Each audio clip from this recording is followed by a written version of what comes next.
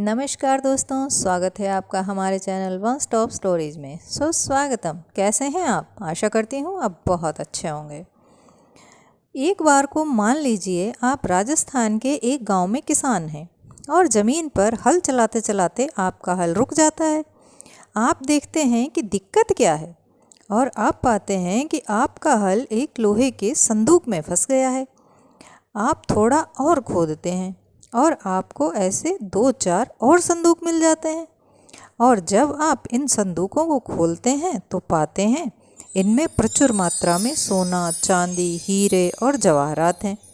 चौंकने वाली बात नहीं है, क्योंकि राजस्थान में स्थित जबलपुर के धन गांव की यही कहानी है। जिसके नाम की शुरुआत ही राज से होती हो, यानी राजा महाराजाओं का देश रहा है राजस्थान, और वहाँ खजाना होना लाजमी है। हम सभी ने खजाने की बहुत सी कहानियाँ सुनी होंगी, लेकिन हमारे देश में खजाना सिर्फ कहानियों में ही नहीं है। ऐसे ही नहीं इसे सोने की चिड़िया कहा जाता था। तो आइए हम सबसे पहले बात करते हैं मिस्ट्री ऑफ जयगढ़ फोर्ट की। जयपुर से 14 किलोमीटर दूर जयगढ़ का किला इतिहास के कई रहस्य और प्रसंगों को खुद में समेटे शान से खड़ा है। यही वह किला है जिसमें एशिया की सबसे बड़ी तोप है। यही वह किला है जिसके खजाने को खोजने के लिए 1976 में इंदिरा गांधी सरकार ने खुदाई भी करवाई थी। इसके लिए सेना तक लगाई गई थी। सरकार ने सेना की एक टुकड़ी को किले में खजाना खोजने की जिम्मेदारी सौंपी थी। सेना ने 3 महीने तक जयगढ़ किले में जोर शोर से खोजी अभियान चलाया।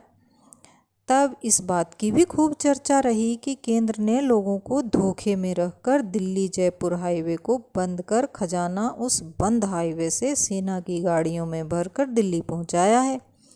लेकिन सरकार ने साफ साफ मना कर दिया कि उन्हें वहां से कोई खजाना नहीं मिला। अगर हम बात राजस्थान की कर ही रहे हैं तो राजस्थान के इस गांव में कहा जाता है कि हर कदम पर खजाना गड़ा है। इसलिए इस गांव का नाम ही धनगंवा रखा गया है। यह गांव राजस्थान के जबलपुर में स्थित है। यहाँ खजाना ढूंढने के लिए बाहर से भी लोग आते हैं। गांव के लोग तो यहाँ तक दावा करते हैं कि यहाँ जहाँ भी खुदाई की जाए वहाँ खजाना मिलेगा। इस गांव में इतना खजाना है कि पूरे जबलपुर की काया पलटी जा सकती है। यहाँ के लोगों को अक्सर चुपचाप सबसे छुपकर खुदाई करते देखा गया है। उनका दावा है कि ज़्यादातर लोगों को खजाना मिला भी है। मकान बनाते समय अक्सर खुदाई में लोगों को खजाना मिल जाता है। यही कारण है कि यहाँ मकान की खुदाई के वक्त मकान मालिक खुद मौजूद होता है। उन्हें डर होता है कि कहीं मजदूर के हाथ खजाना ना लग जाए। यहाँ मार्बल के खुदाई का काम करने वाले एक खदान मालिक को खुदाई में इतना खजाना मिला कि वो माला माल हो गया। उसके बाद से ही वो बहुत अमीर आदमी बन गया। यह किस्सा काफ़ी सुर्खियों में रहा था। कुछ लोग तो यहाँ तक दावा करते हैं कि अब भी इसमें कम से कम 10 जगहों पर बड़ी मात्रा में खजाना हो सकता है। इसी गांव में मौका मिलने पर अब भी लोग इसकी तलाश में लग जाते हैं। उन्हें उम्मीद है कि जब भी उन्हें खजाना मिलेगा उनके दिन बदल जाएंगे, और बहुत लोगों को मिला भी है। इसलिए एक दूसरे को देखते हुए कि उसे मिला है तो हमें भी मिल सकता है।